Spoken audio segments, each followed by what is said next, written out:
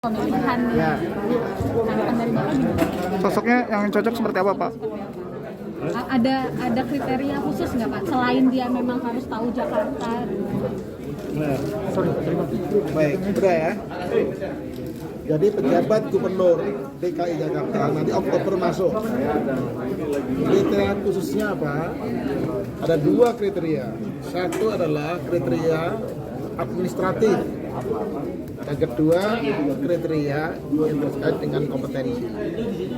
Ya, kriteria teknis lah. Teknis, kompetensi teknis. Yang pertama yang administratif itu dia kan harus eselon 1 atau pejabat madya, pimpinan tinggi madya, ya, sekjen, mau dirjen, kepala badan ataupun eselon 1 itu harus, ya, dari manapun lah. Yang kedua adalah teknis kompetensi.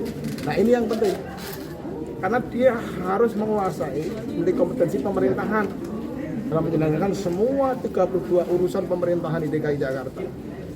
Ya, oleh karena itu yang pertama harus menguasai. Maka kalau dia berasal dari birokrasi, ya relatif lebih dekat dengan kompetensinya.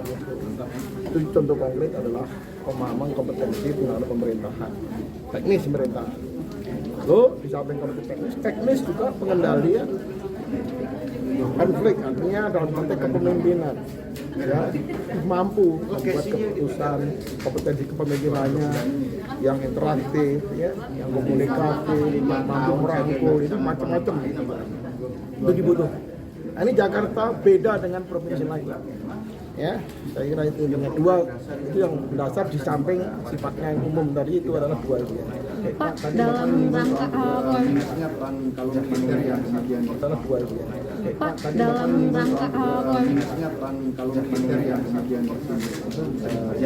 nah, kalau dari segi kompetensi, ya, kompetensi pemerintahan, saya katakan, ya, pemerintahan itu kalau birokrat, karena yang diharapkan itu mampu menyelenggarakan, ya, seluruh fungsi-fungsi administrasi yang biasa dikerjakan birokrasi.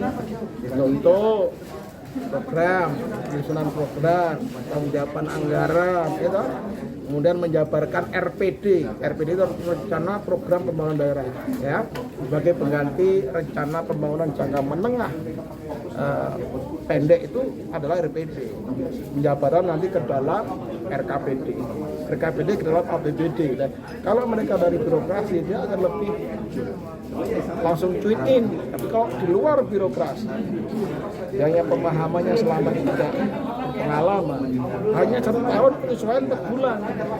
Jadi waktunya habis lo penyesuaian, itulah kira-kira itu. Pak, dari segi wewenang pengambilan keputusan itu ada perbedaan yang mendasar nggak Pak antara gubernur dan juga penjabat gubernur berkaca dari pengalaman Bapak sebelumnya sebagai gubernur? Yang jelas perbedaan mendasarnya itu hanya satu.